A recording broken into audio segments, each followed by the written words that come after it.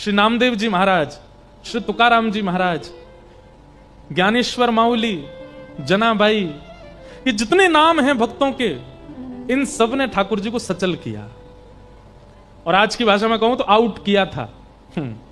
ठाकुर जी हिल गए थे इनके लिए।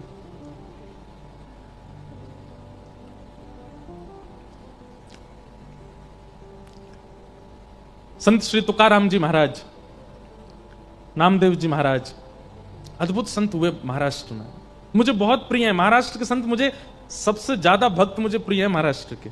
भक्त चरित्र जितने भी हम कहते हैं सब अच्छे लगते हैं, पर कहीं ना कहीं ऐसा लगता है कि जैसे पूर्व में शायद 200-250 साल पहले मैं भी शायद महाराष्ट्र में किसी भक्त के, किसी सेवक का सेवक रहा हूंगा, इसलिए महाराष्ट्र के जब भक्तों का चरित्र आता है ना, मन बड़ा प्रसन्न हो जाता है। हमको मराठी समझ नहीं आती, पर अभंग सुनना इतना अच्छा लगता है, ऐसा लगता है कि मानो कोई अपनों की बात कर रहा है।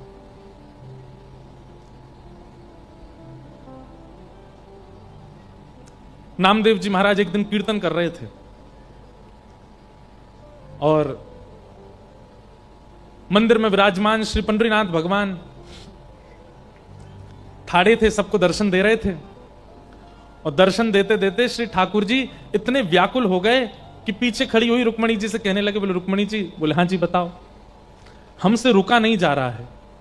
बोले क्यों नहीं रुका जा रहा, मतलब?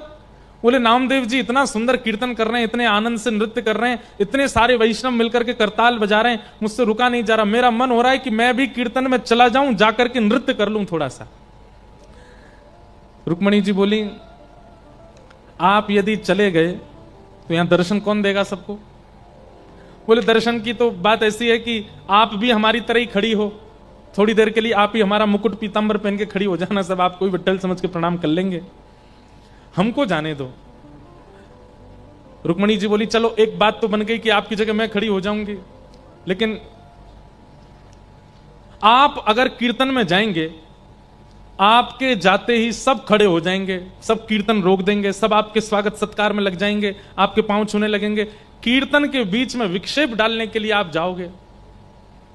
ये बात सुनकर के ठाकुर जी रुक गए, बोले कि नहीं ये तो सही है, हम अगर गए तो श्री नामदेव जी भी कीर्तन विश्राम कर देंगे, पूरी जनता खड़ी हो जाएगी, हमको देख करके सब लोग प्रणाम वंदन करने लगेंगे, कीर्तन जो इतना सुंदर चल रहा है विश्राम हो जाएगा। रुक्मणी जी ने जैसे ही देखा कि श्री पंडरीनाथ भगवान थोड़े से मुख मुरझा गया कि कीर्तन में हम नहीं जा पा रहे, हम इस बात को इसलिए बता रहे हैं कि नामदेव जी के शब्द में इतना इतना प्रेम था कि मंदिर में बैठे ठाकुर जी व्याकुल हो रहे थे। नामदेव जी बुलाने नहीं गए, ठाकुर जी व्याकुल हो रहे हैं कि मुझे कीर्तन में जाना है। हम सामने खड़े होकर पुकारते हैं, ठाकुर जी को कोई फर्क नहीं पड़ता, यूं ही खड़े रहते हैं, लेकिन नामदेव दूर कहीं पंडाल में बैठ करके कीर्तन कर रहे हैं और ठाकुर जी मचल रहे हैं कि मुझे जाना है वहां पर। रुक्मणी जी ने जैसे देखा ठाकुर जी का मुख मुरझा गया, तो रुक्मणी जी बोली एक काम कीजिए। बोले क्या? ये आप काली कमली ओढ़ते हैं ना, इसी को सॉल बना करके और ढक करके अपने आप को, और आप चले जाओ कीर्तन में। लेकिन सुनिए, क्या पीछे ही खड़े रहिएगा, कहीं आगे मत जाइएगा, एकांत में बिल्कुल जहां कोई ना हो वहां खड़े होकर के कीर्तन सुन लीजिएगा, थोड़ा आनंद लेके आप आ जाओ। ठाकुर जी बोले ये बढ़िया युक्ति बताई। ठाकुर जी ने तुरंत सॉल ओढ़ी और पूरा अपना सर्वांगीण अंग ढक लिया, काली सॉल और कालो लाला, दिखाई तो दे में नहीं लेकिन ठाकुर जी की पहचान तो चाल से ही हो जाती है, उनकी चाल ही ऐसी मदमस्त है कि कोई ना पहचाने। लेकिन फिर भी ठाकुर जी को यह था कि विक्षेप नहीं हो कीर्तन में, मैं पीछे जाके खड़ा हो जाऊंगा।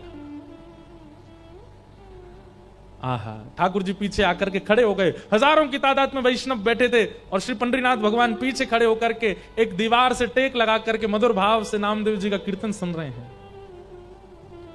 और सुनते सुनते सुनते सुनते जैसे जैसे कभी कभी श्रोताओं में उचंग आती है ना, ऐसे ठाकुर जी में उचंग आने लगी। और जैसे ही कीर्तन की गति लय तेज हुई, थोड़ा कीर्तन की गति तीव्र होने लगी, श्री ठाकुर जी भूल गए कि मुझे सबसे छुपना है, वहीं कमर पर हाथ धर के उछल उछल करके कीर्तन करने लगे, नृत्य करने लगे। और नृत्य करते करते ठाकुर जी के नेत्र बंद हो गए। अब जैसे ठाकुर जी नृत्य करने लगे, धीमे धीमे जनता में प्रवेश करने लगे। अब पहले तो लोग उनको जगह नहीं दें अंदर आने की, लेकिन जैसे पीछे मुड़ करके देखें कौन है धक्का दे रहा है, पीछे देखें तो साक्षात पंडरीनाथ, और अपनी कमर पर हाथ धर करके मधुर भाव से नृत्य कर रहे हैं। हल्ला हो गया, सब श्रोताओं में अरे साक्षात पंडरीनाथ आ गए, सबने मार्ग दे दिया। और श्री ठाकुर जी नृत्य करते करते, नेत्र बंद हैं, अश्रुपात प्रेमाश्रु गिर रहे हैं नेत्रों से, और कभी भुजा उठा के नृत्य करते हैं, कभी कमर पर हाथ धर के नृत्य करते हैं। सब देख करके आश्चर्यचकित हो गए, ठाकुर जी नृत्य कर रहे हैं। और नृत्य करते करते जैसे ही सन्मुख आए, इतनी तन्मयता से ठाकुर जी नृत्य करने लगे कि ठाकुर जी की पीतांबरी धीमे धीमे खुलने लगी और खुल करके सर्वांगीण अंग से पीतांबरी उतरने लगी। लेकिन ठाकुर जी को भान नहीं है कि मेरी पीतांबरी उतर रही है।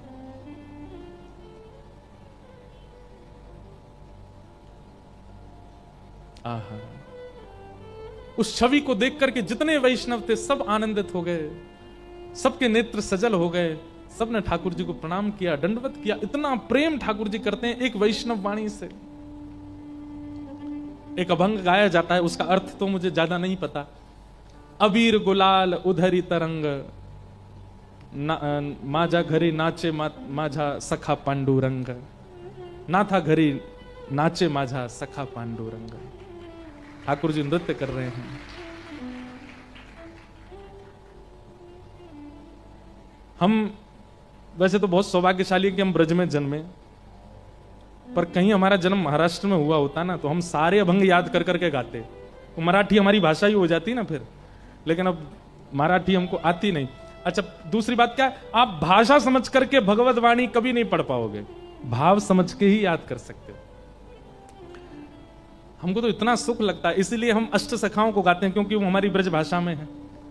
लेकिन कहीं महाराष्ट्र मराठी हमको थोड़ी आ गई होती तो हम सारे यहाँ के अभंगों को याद कर करके सुनाते कथाओं में, अपने लाल जी को सुनाते, भागवत जी को सुनाते।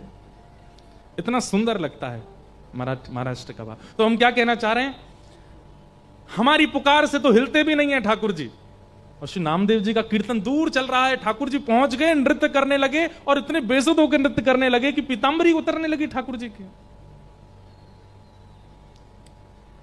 तो भैया, ये जितने वैष्णव भक्त हुए, इन्होंने ठाकुर जी को इस खेल में आउट किया है। किस खेल में? कि ठाकुर जी मूर्तिमंत बन के खड़े हैं और वो अपनी कला से, अपने प्रेम से, अपने भाव से, अपने शब्दों से मूर्तिमंत ठाकुर जी को हिला डुला सके। हम में वो सामर्थ्य नहीं। हम तो खूब प्रयास करते हैं ठाकुर जी फिर भी ऐसे ही खड़े रहते हैं। इसका मतलब क्या है? हमारी उस भाव में, हमारी उस श्रद्धा में, हमारे उस प्रेम में कहीं कमी है, इसलिए ठाकुर जी हिल नहीं रहे हैं। उसके लिए सबसे पहली बात क्या रखनी है? ठाकुर जी को परम सत्य मानो। ये परम सत्य है, ये विश्वास चित्त में आना चाहिए कि ये परम सत्य है। ठाकुर जी के सन्मुख जाकर के पूर्ण भाव से जब पंडरीनाथ भगवान का दर्शन करो, श्री रंगनाथ भगवान का दर्शन करो, राधारमण लाल जी का दर्शन करो, तो ये भाव चित्त में आ जाना चाहिए, ये परम सत्य है। ये प्रथम भाव रखना है हमें चित्त में। उसके बाद आपका प्रेम, उसके बाद श्रद्धा, उसके बाद भक्ति, जो कोई भी है वो अपने आप सुंदर होती चली जाएगी। कहीं ना कहीं हमारे चित्त में परम सत्य की भावना नहीं है, इसीलिए बाकी के सब भाव निपुण नहीं हो पाते। श्री वेदव्यास जी महाराज ने भागवत के प्रथम श्लोक में कृष्ण को प्रणाम नहीं किया, राम को प्रणाम नहीं किया, नारायण को प्रणाम नहीं किया, विष्णु को प्रणाम नहीं किया। क्या कहते हैं? सत्यम परम धीमहि, मैं परम सत्य को वंदन करता हूं। केवल यही भाव परम सत्य का चित्त में लेकर के वेदव्यास जी ने संपूर्ण भागवत की रचना कर दी। हमारे अंदर कहीं ना कहीं संसार सत्य है। ठाकुर जी को सत्य मानते हैं, पर कहीं ना कहीं संसार को भी सत्य मानते हैं, कहीं ना कहीं व्यवहार को भी सत्य मानते हैं। एक बार सुनिएगा, संत श्री तुकाराम जी महाराज, नाम सुना? आप नहीं सुनेंगे तो कौन सुनेगा? है महाराष्ट्र वालों को नहीं पता होगा तो आपको पता है, जैसे हम लोग कीर्तन करते हैं ना, जय जय राम कृष्ण हरि, ऐसे एक कीर्तन और होता है, ज्ञानोबा तुकाराम, ज्ञानोबा तुकाराम, ज्ञानोबा तुकाराम। ये ज्ञानोबा तुकाराम कीर्तन क्यों होता है? एक बार श्री पंडरीनाथ भगवान को शयन करा करके पुजारी जी चले गए, और श्री पुजारी जी जैसे नेत्र बंद करके सोए तो उनको क्या दिखा कि ठाकुर जी को मंदिर में शयन करा के आए, कंबल उड़ा के आए, और पुजारी जी के सोते ही नेत्र में स्वप्न क्या आया? ठाकुर जी ने अपना कंबल हटा दिया और पांव में घुंघरू बांध करके, अपने पैरों में घुंघरू बांध करके और हाथ में करताल लेकर के श्री पंडरीनाथ भगवान नृत्य कर रहे हैं, गा रहे हैं। रुक्मणी जी बैठ करके मृदंग बजा रही हैं, ज्ञानोबा तुकाराम, ज्ञानोबा तुकाराम, ज्ञानोबा तुकाराम। ये दृश्य देख करके पुजारी जी व्याकुल हो गए, बोले मैं ठाकुर जी को सुला के आया, ये कैसा सपना आया कि ठाकुर जी सोए नहीं है। दौड़ करके गए और मंदिर में जाकर के धीमे से भीतर गर्भगृह के अंदर झांक करके देखा तो वहां यही दृश्य दिखा। श्री पंडरीनाथ भगवान हाथ में करताल लिए, मंजीरा लिए, ज्ञानोबा तुकाराम, ज्ञानोबा नृत्य कर रहे थे। रुक्मणी जी मृदंग बजा रही हैं और श्री ठाकुर जी नृत्य कर रहे हैं। पुजारी जी ने तुरंत प्रणाम किया, जय हो पंडरीनाथ। ठाकुर जी तुरंत स्थिर होने लगे, अपने स्थान पर खड़े होने लगे, बिल्कुल स्थिर। बोले अब मत होइए, चोरी पकड़ ली हमने, अब जैसे हो वैसे ही रहो। ठाकुर जी बोले आप क्यों आ गए? बोले क्योंकि हमको स्वप्न में दिख रहा था कि आप सो नहीं रहे हो, आप नाच रहे हो। पूरे दिन आप खड़े रहते हो, लोग बाग आपके दर्शन करते हैं, और रात को भी आप सोते नहीं हो। क्या कीर्तन कर रहे हो आप? और कीर्तन तो ठाकुर के नाम का होता है। ये ज्ञानदेव तुकाराम, ज्ञानोबा तुकाराम, भक्तों के नाम का कीर्तन क्यों कर रहे हो आप, वो भी अर्धरात्रि को? ठाकुर जी बोले मुझे इनकी बहुत याद आती है, इन्होंने मेरे को इतना गाया, मेरा इतना कीर्तन किया कि मैं स्वयं को रोक नहीं पाता इनका कीर्तन करने से। इसलिए करताल लेकर के पूरी रात मैं अपने भक्तों का कीर्तन करता हूं। पुजारी जी बोले एक बात बताइए, भक्त तो आपके बहुत सारे हुए, लेकिन आप केवल ज्ञानोबा तुकाराम ही क्यों? ये दो मतलब आपके ज्यादा प्रिय हैं। श्री ज्ञानदेव जी महाराज और श्री तुकाराम जी यही आपके अति प्रिय हैं। बाकी के इतने सारे भक्त हुए, श्री नामदेव जी भी हुए और उत्तर भारत के कई सारे भक्त हुए, अष्ट सखा हुए, इस सब तुलसीदास जी महाराज आदि, इन सब का किसी का नाम नहीं, ज्ञानोबा तुकाराम। ठाकुर जी बोले भक्तों की यदि गिनती की जाए तो मेरे अवतार कम पड़ेंगे, भक्तों के अवतार ज्यादा हैं। इतने सारे भक्त हैं कि सबका नाम एक साथ गाना मेरे लिए संभव नहीं। इसलिए हम क्या करते हैं? बोले एक भक्त तो है आदि भक्त और एक भक्त है अंत भक्त। आदि भक्त कौन? श्री ज्ञानदेव जी महाराज। भक्ति काल, भक्ति शतक आया था भारत में, 100 साल केवल भक्ति हुए थे। भक्ति शतक के सबसे पहले भक्त हैं श्री ज्ञानेश्वर माउली। इसलिए ठाकुर जी कहते हैं पहला नाम मैं उनका लेता हूं। और श्री भक्ति शतक के सबसे विश्राम के भक्त हैं श्री तुकाराम जी महाराज। छत्रपति शिवाजी महाराज के समय पर तुकाराम जी महाराज। तो ये 100 साल की जो भक्ति काल आया था उसमें प्रथम हुए श्री ज्ञानदेव जी, दूसरे हुए, अंतिम हुए श्री तुकाराम। इसलिए हम इन दोनों का नाम बोलते हैं। इस बीच में जितने भक्त हैं सबके नाम अपने आप उच्चारित हो जाते हैं, इसलिए ज्ञानोबा तुकाराम। पुजारी जी इतने प्रसन्न हो गए, बोले जय जय, आप विश्राम करो। बोले कल से हम नियम लागू करवा देंगे, जय जय राम कृष्ण हरि तो कीर्तन होगा ही, और साथ में ज्ञानोबा तुकाराम, ज्ञानोबा तुकाराम ये कीर्तन भी होगा। तो जब हम राम कृष्ण हरि गाते हैं तो हम लोगों का मन नृत्य करता है, पर बीच बीच में जब ज्ञानोबा तुकाराम गाते हैं तो श्री पंडरीनाथ भगवान नृत्य करने लगते हैं, आनंदित हो जाते हैं, मेरे भक्तों का नाम गा रहा है। एक बात कहें, कभी कोई अपराध आपसे बन जाए, कभी कोई पाप आपसे बन जाए और आपको उसका भय लगता हो कि नाथ मुझसे ये गलती हो गई, अब इसकी मैं क्षमा कैसे मांगूं? खूब सारे भक्तों का नाम कीर्तनबद्ध करके ठाकुर जी के आगे गा देना, खूब सारे भक्तों के नाम कीर्तनबद्ध करना। हम लगे हैं, आज ही हमारे मन में ये भाव आया कि एक कीर्तन ऐसा बनाएं जिसमें केवल भक्तों के नाम हो और भक्त नाम कीर्तन करके ठाकुर जी को प्रसन्न कर दो। कभी कोई अपराध बन जाए, वो भक्त नामा, वैसे तो भक्त नामावली है हमारे भक्तमाल जी में भी गाई जाती है, ब्रज के रसिक संत गाते हैं, भक्तों के नाम गाते हैं, पर एक सहज कीर्तन बनाने का मन है कि एक कीर्तन ऐसा बनाएं कि कभी ठाकुर जी के सामने बैठ करके गावें, ठाकुर जी प्रसन्न हो जाए। तुकाराम जी महाराज जिनका मैं स्मरण कर रहा था, संत श्री तुकाराम जी महाराज अद्भुत महापुरुष हुए। तुकाराम जी की पत्नी अनुकूल नहीं थी, कथा सबको पता है। सब लोग इधर देखिए, ध्यान से सुनिएगा। तुकाराम जी की पत्नी अनुकूल नहीं थी। अनुकूल मतलब मन के मुताबिक,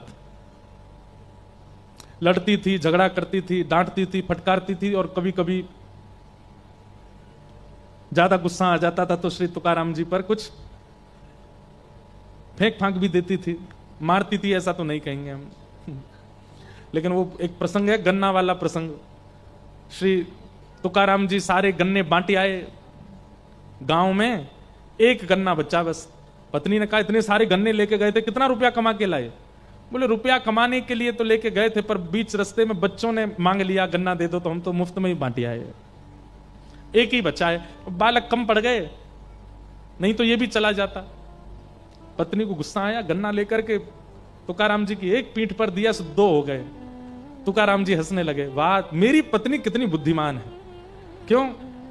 मैं सोच रहा था एक ही गन्ना है, घर में खाने वाले दो, कैसे खाएंगे? इसने मार के दो कर दिए, ले एक तू खा एक मैं खाऊंगा। तो उनकी पत्नी अनुकूल नहीं थी, लेकिन वो उसकी हर स्थिति को स्वीकार करते थे। तो एक बार एक गांव का एक बालक गया तुकाराम जी के पास, और उसने तुकाराम जी से जाकर के कहा कि महाराज मैं आपसे एक बात पूछना चाहता हूं। बोले क्या? पूरा गांव जानता है, देहू पुणे के पास स्थान है देहू, जहां तुकाराम जी महाराज रहते थे। बोले पूरा देहू जानता है, सब गांव के लोग जानते हैं कि आपकी पत्नी बिल्कुल अनुकूल नहीं है आपके, उसका व्यवहार। अच्छा एक और बात है, श्री तुकाराम जी महाराज का ऐसा मैंने सुना भक्त चरित्र में कि उनका पहले ब्याह हुआ था, एक बेटा भी था, पर अकाल की वजह से पत्नी और बेटा दोनों की मृत्यु हो गई। फिर उसके बाद तुकाराम जी बिल्कुल सन्यासी महात्मा हो गए, लेकिन फिर किसी कारण से उनका फिर ब्याह किया गया। तो फिर जब पत्नी दूसरी आई, वो बड़ी तेज थी, बहुत शासन करती थी। तो उस बालक ने कहा पूरा गांव जानता है, पूरा देहू जानता है कि आपकी पत्नी बिल्कुल अनुकूल नहीं है, लेकिन फिर भी आप इतने प्रसन्न दिखते हैं। आप जब अपने घर से निकलते हैं तो हजारों लोग आपके दर्शन के लिए खड़े रहते हैं। अरे कहां तक कहें, भारत के सम्राट छत्रपति शिवाजी महाराज, वो आपके यहां जगह जगह जब आपका कीर्तन होता है तो पहुंचते हैं और ससम्मान आपका इतना आदर करते हैं, इतना सम्मान करते हैं, सब आपकी इतनी सम्मान करते हैं। पर बात तो सत्य है कि जग सम्मान करता हो, घर का अत्यंत समीप व्यक्ति यदि इतना इतना शासन करता हो, इतना गंदा बोलता हो, मन प्रसन्न कैसे रह सकता है? आप सबसे ज्यादा समय अपनी पत्नी के साथ व्यतीत करते हैं और वो बिल्कुल आपका सम्मान नहीं करती। मैं बस आपसे यह जानना चाहता हूं, इस प्रसन्नता का राज क्या है? आपको चिंता नहीं होती, आपका मन व्याकुल नहीं होता, आपको पीड़ा नहीं होती चित्त में, आप इतने प्रसन्न रह कैसे लेते हो? कृपा करके मुझे अपनी इस प्रसन्नता का राज बताइए। तुकाराम जी महाराज बैठे थे, तो बैठे बैठे तुकाराम जी बोले सुनो, बहुत पते की बात है, ध्यान से सुनिएगा। तुकाराम जी बोले मेरा राज तो बाद में बताऊंगा, लेकिन मुझे तेरा एक राज पता है। बालक घबरा गया, आपको क्या पता चल गया मेरे बारे में? बोले तुम्हारा एक राज पता है कि तुम्हारे जीवन के केवल 7 दिन बचे हैं, 7 दिन बाद तुम्हारी मृत्यु हो जानी है बच्चा, केवल 7 दिन बचे तुम्हारे। और वो बालक अपने प्रश्न तो सब भूल भाल गया। बोले मैं काय को आ गया आपके पास? तुकाराम जी को प्रणाम करके तो तुरंत भागा। 7 ही दिन बचे थे उसके। 7 दिन तक वो बालक ऐसा हो गया, एकांत में बैठा रहता। कोई आकर के उसकी बहुत प्रशंसा करता तो वो प्रसन्न नहीं होता था, कोई आकर के उसकी बहुत निंदा करता तो वो दुखी नहीं होता था, कोई आकर के उसका बहुत सम्मान करता था तो उसको पीड़ा नहीं होती थी, कोई उसका अपमान कर देता था तो वो सोचता था भाई जीवन के 7 ही दिन बचे, कर ले अपमान, तू भी क्या करेगा। 24 घंटा केवल राम कृष्ण हरि राम कृष्ण हरि राम कृष्ण हरि, जीवन के 7 दिन बचे, मैंने ये भी अपराध किया था, मैंने ये भी पाप किया था, मुझसे ये भी गलती हो गई थी, हे ठाकुर जी मुझे क्षमा कर देना, मेरे जीवन का बस 7 दिन बचे हैं, मुझे सदगति दे देना हे ठाकुर जी। एक संत, तुकाराम जी जैसे संत जिनकी आज्ञा लेकर के छत्रपति शिवाजी रहते हैं, वो मुझसे झूठ तो बोलेंगे नहीं। मेरे जीवन के 7 दिन बचे हैं, नाथ मुझ पर कृपा करना। 7 दिन बीते, जैसे ही 7वां दिन प्रारंभ हुआ, सुबह स्नान ध्यान करके ठाकुर जी की सेवा करके, और दिन तो तिलक लगाता था, पर आज तो वो पूर्ण रूपेण 12 तिलक आदि करके और बिल्कुल गया और जाकर के श्री तुकाराम जी महाराज के चरणों में प्रणाम किया। भगवान आज मेरे जीवन का अंतिम दिन है, 7वां दिन है, मेरी मृत्यु होने वाली है, आपने बताया था 7वें दिन मृत्यु होगी। तुकाराम जी बोले अच्छा बेटा, इन 7 दिनों में तुमने क्या किया? तीसरे दिन तुमने कौन सी सब्जी खाई थी? बालक बोला मुझे याद नहीं, माँ ने क्या बनाया था बस मैंने खा लिया। अच्छा तीसरे दिन की छोड़ो, कल रात्रि को तुमने क्या खाया था? बोले मुझे बिल्कुल याद नहीं है। अच्छा तुम्हारा किसी ने सम्मान किया था? बोले मुझे वो भी स्मृति में नहीं है, पता नहीं, आए तो थे बहुत। किसी ने अपमान किया, किसी ने गलत गाली दी तुमको? बोले दी तो थी पर वो भी मुझको याद नहीं है। बोले क्यों याद नहीं है? बोले मैं केवल राम कृष्ण हरि राम कृष्ण हरि राम कृष्ण हरि जप रहा था, मन में ये सोच रहा था 7 ही दिन बच्चे हैं, किसी का अपमान लेकर के क्यों दुखी हूं, किसी का सम्मान लेकर के क्यों प्रसन्न हूं, क्या बनता है, नमक है कि नहीं, नींबू है कि नहीं, रोटी है कि नहीं, चावल बने हैं, क्या बना है, पूरन पोली बनी, जो मिलता था बस खा लेता था, मैंने ज्यादा चिंतन किया नहीं। तुकाराम जी बोले यही मेरे जीवन का राज है, मैं कुछ चिंतन नहीं करता, मैं हर दिन को अपना अंतिम मानता हूं, मुझे बस यही लगा रहता है कि मेरे कभी भी प्राण जा सकते हैं, किसी की निंदा लेकर के दुखी क्यों हूं, किसी की प्रशंसा लेकर के ज्यादा प्रसन्न क्यों हूं, मेरा हर दिन अंतिम है। मेरी पत्नी वो मेरे से बिल्कुल प्रतिकूल रहती है, उसकी चिंता लेकर के क्यों बोझ रखूं, वो घर में रोटी देती है तो खा लेता हूं, नहीं देती तो भी प्रसन्न रहता हूं, क्योंकि मुझे ये सब चीज मेरी चिंता का विषय है ही नहीं। मेरी चिंता का विषय तो एक है कि मेरे प्राण गए और कहीं मैंने पंडरीनाथ को नहीं देखा तो मैं प्राण कैसे त्यागूंगा। इसी चिंता में, इसी चिंतन में लगा रहता हूं। इसलिए मुझे संसार के किसी भी सम्मान से, अपमान से, आपत्तियों से, विपत्तियों से, अनुकूलता से, प्रतिकूलता से कोई फर्क नहीं पड़ता, मैं प्रसन्न रहता हूं। बालक चरणों में गिर गया, बोले वाह भगवान, प्रश्न पूछा था आपने तो प्रैक्टिकल दिखाया पूरा। जाते जाते बोला ये तो बता दीजिए कि मरूंगा कि नहीं? बोले मरोगे, हर क्षण मरोगे, ये चिंतन जाने ही मत दो, अब पूरा जीवन ऐसे ही जियो। आज 7वां दिन पूरा हो गया, अब कल से फिर 7 दिन के लिए ऐसे ही रहो, और फिर 7वां दिन पूरा, फिर 7 दिन के लिए ऐसे रहो, जीवन भर तुम ऐसे ही रहना। तुकाराम जी महाराज ने एक अपना जैसा भक्त निर्माण कर दिया अपनी क्रिया से। ऐसे महापुरुष, सत्यम परम धीमहि, ठाकुर जी के प्रति जिनका परम सत्य स्थिति भाव होती है ज्यादा विचलित नहीं होते। इसलिए ठाकुर जी के प्रति सबसे पहले जो निवेदन आपको करना है, उनके प्रति परम सत्य की भावना रखना कि ये परम सत्य है, बाकी सब मिथ्या है, यही परम सत्य है बस।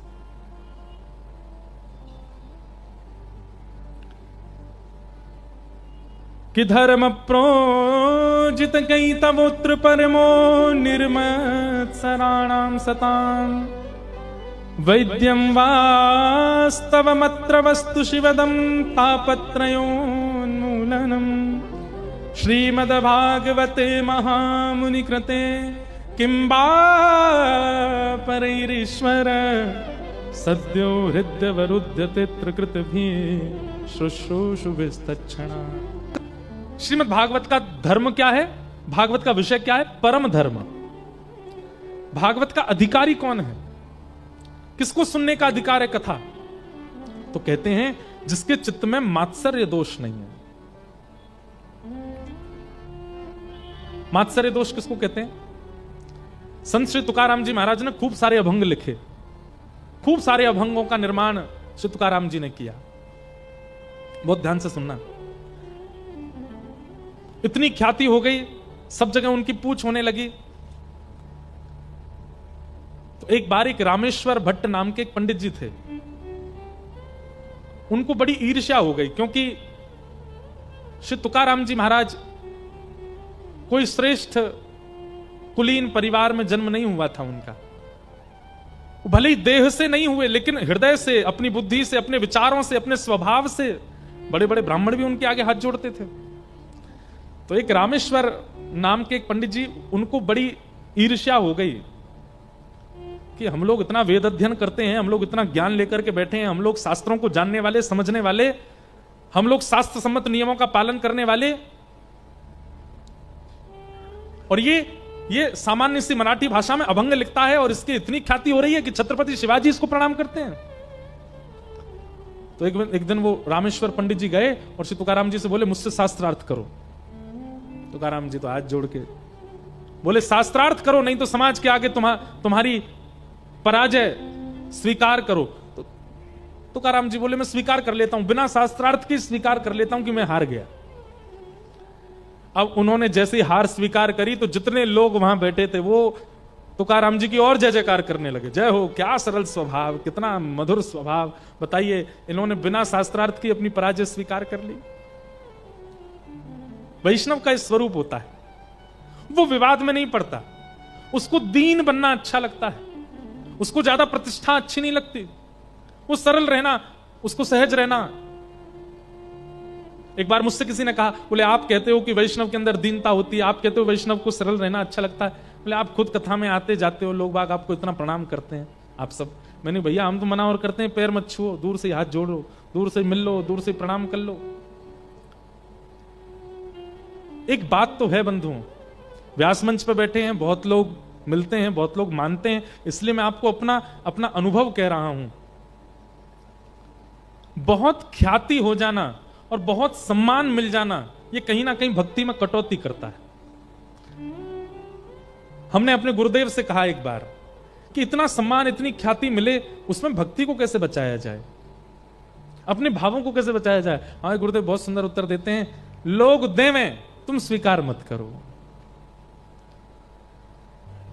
क्योंकि होता क्या है, आपने सम्मान दिया और हमने स्वीकार किया, तो स्वीकार करने पर हम उसके आदी हो गए। अब हमें कल भी इच्छा होगी कि हमारा सम्मान हो, परसों भी इच्छा होगी कि सम्मान हो, हम आदी हो गए उसके, अब आदत लग जाएगी हमको सम्मान की। तो लोग कितना भी सम्मान करें, कितना भी आपको यश दें, आप स्वीकार मत करो, सर झुका करके सबको अस्वीकार करो। तो ऐसा हो सकता है कि इतना प्रणाम, इतना सम्मान, इतनी ख्याति आपकी भक्ति पर प्रभाव ना डाले। बहुत मुश्किल है। तुकाराम जी महाराज स्वीकार कर लिए, बोले मैं अपनी पराजय स्वीकार करता हूं, आप जीते रहिए, सदा विजयी रहिए।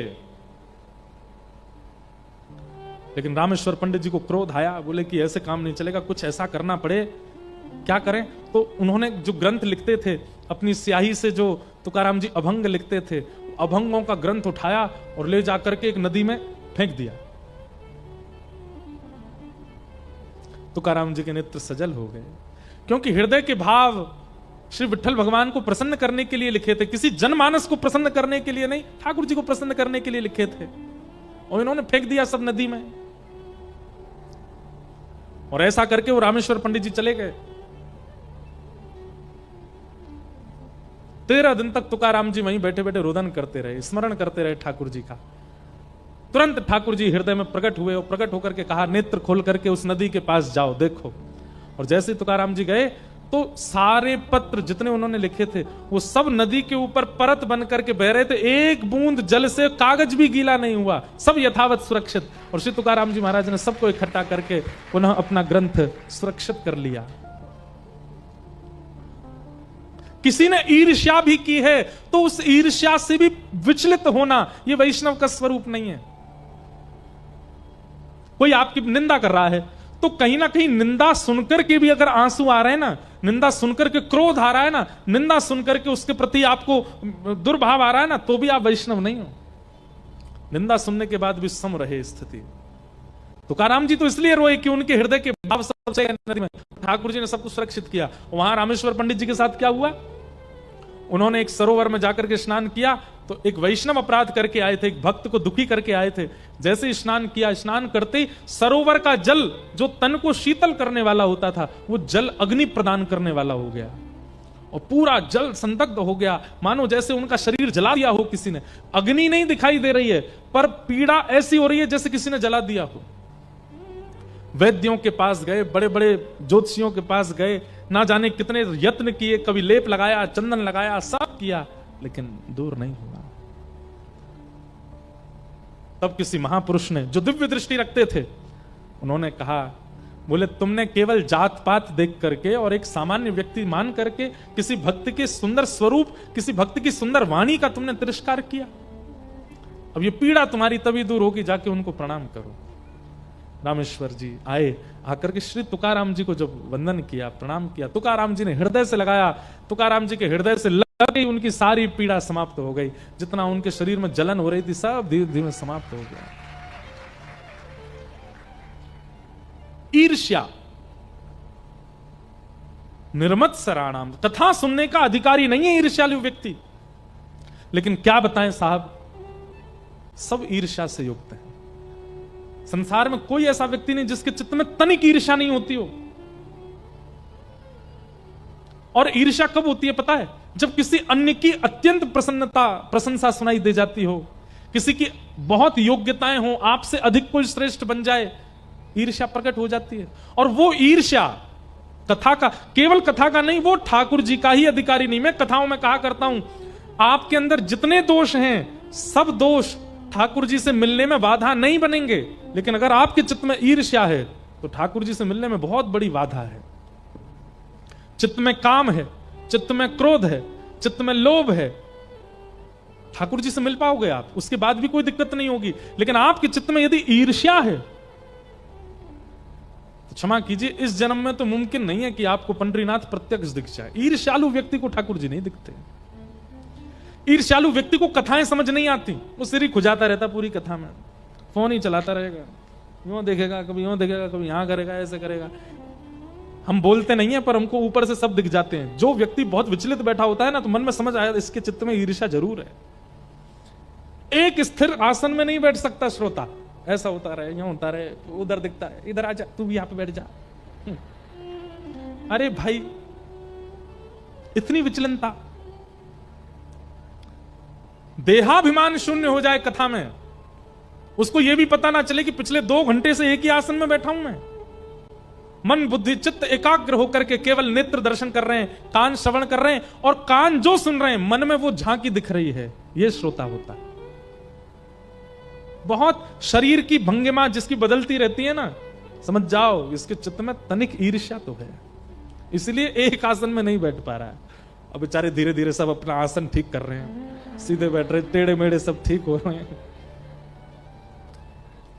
ये तो हम आपको बता रहे हैं। कल को बालकों को छोड़ के, वृद्धों को छोड़ के और रोगियों को छोड़ के अगर कोई ज्यादा ही टेढ़ा मेढ़ा हो रहा हो कथा में, कभी यूं कभी ऐसे, कभी तो पीछे से कहना, ए ईर्ष्या कम कर ले थोड़ी सी, बहुत इधर उधर होता है। ये सब देखिए प्रमाण है। जैसे हृदय की अस्थिरता, हृदय अगर स्थिर नहीं होता तो इस बात का प्रमाण है कि आपके चित्त में ईर्ष्या है, हृदय की अस्थिरता। दूसरा, अत्यंत क्रोध, यह किस बात का प्रमाण है कि चित्त में अत्यंत काम है, इसलिए क्रोध के रूप में प्रकट होता है।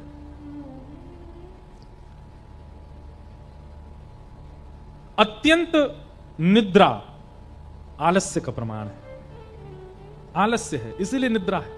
हमारे जैसों की निद्रा तो थकान की वजह से है, हम तो इतना भागदौड़ करते हैं इधर उधर, पर बेवजह करते डरते कुछ नहीं, पूरे दिन घर में ही पड़े रहते हैं, फिर भी नींद इतनी आती है, इसका मतलब आलस्य बहुत है, आलस्य बहुत। और मोह, कृषि के प्रति भयंकर मोह, ये आसक्ति का प्रमाण है कि चित्त में आसक्ति दोष है, इसीलिए मोह बहुत ज्यादा है। तो ये कहीं ना कहीं प्रमाण आते हैं। दूसरा, हां, बहुजल्पिक, बहुत बोलना, बहुत बोलते हैं, एक शब्द में बात पूरी हो सकती है लेकिन 10 शब्द लगा करके बोलते हैं, ये असत्यता है जीव पर, इसका प्रमाण है। बहुत ज्यादा बोलने वाला व्यक्ति कहीं ना कहीं असत्य संभाषण करता है, इसलिए बहुत बोलने की आदत हो जाती है उसकी। और बहुत खाना, बहुत भोजन करना भोगी व्यक्ति का प्रमाण है, ये भोगी है। बहुत चिंता करना, चिंतित होते रहना, ऐसा हो जाएगा, ऐसा हो जाएगा, ये बात है, ये बात है, ये अविश्वासी व्यक्ति का प्रमाण है, उसके अंदर विश्वास नहीं है, इसीलिए चिंता में रहता है। ये सब एक दूसरे के प्रमाण हैं। अगर किसी में ये लक्षण दिखता है तो समझो उसके अंदर ये दोष है, ये लक्षण दिखता है तो ये दोष है, पर हमको दोष देखने नहीं है। ये दोष दृष्टि मत रखना, यहां पे आके सब में दोष ही देखने लग जाओ। घर में जाओ, घर के बेटा बेचारा 2 रोटी से 3 रोटी मांग ले, तो महाराज जी आज कह रहे थे कथा में 3 रोटी खाता है तू इतना खाता है, सोता रहता है दिन भर, आलस्य का प्रमाण है। बहुत क्रोध करते हो, सब पता है मुझे। बोले क्यों? महाराज जी कह रहे थे जिसके अंदर काम होता है वही क्रोध करता है। ऐसा मत करना भैया, आपके घर में कलेश नहीं करवाने हमको।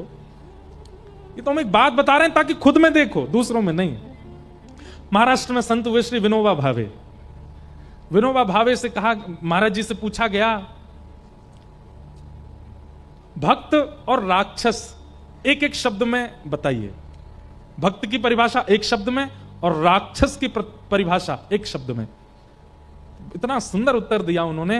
वे कहते हैं, जो खुद में दोष देख करके सब में गुण देखे वो भक्त, और जो सब में दोष देख करके खुद में गुण देखे वो राक्षस। कितना अच्छा उत्तर।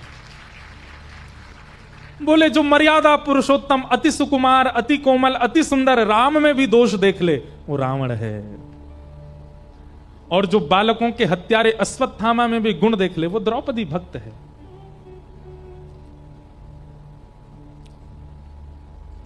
इसलिए कथा में यदि कोई दोष बताया जाता है तो वो दोष दूसरे में मत देखिएगा, खुद में देखिए। आईना खुद को देखना चाहिए ताकि अपने दोष सुधारे जा सकें। दूसरा जब आएगा आईने के सामने वो देख लेगा। कथा क्या है? कथा एक आईना है, कथा एक दर्पण है, कथा एक शीशा है। आप सब सामने बैठे हो, मैं भी सामने बैठा हूं, मुझे भी देखना है और आपको भी देखना है, खुद को। हम सत्य बता रहे हैं, कई बार ऐसे दोष होते हैं जो मुझ में हैं और उन्हीं दोषों का निराकरण मेरे ही मुख से अपने आप निकल जाता है। तब यह पता चलता है कि मानो भागवत जी आज्ञा कर रही हैं कि लाला ये दोष तो में भी है, या पे ने काम कर, और खुद ही मुख से अपने आप ही निराकरण निकल आता है उसका। इसका मतलब क्या? भागवत जी दर्पण दिखाती हैं, दर्पण दोष दर्शन कराता है, और जैसे ही दर्पण में दोष दिखे उसको संभाल लेना चाहिए, दूसरों में नहीं। तो अस्थिरता, एक जगह स्थिर ना होना, यह ईर्ष्या का प्रमाण है, और कहीं ना कहीं ईर्ष्या भगवत प्राप्ति में सबसे बड़ी बाधा है। इसलिए अस्थिर मत होइएगा। निर्मत्सराणां सताम्। भागवत का विषय परम धर्म, भागवत का अधिकारी जिसके चित्त में मात्सर्य दोष, ईर्ष्या नहीं है। और तीसरी बात, भागवत हमारा किससे संबंध कराती है कि वैद्यं वास्तवमत्र वस्तु शिवदम् तापत्रयोन्मूलनम्।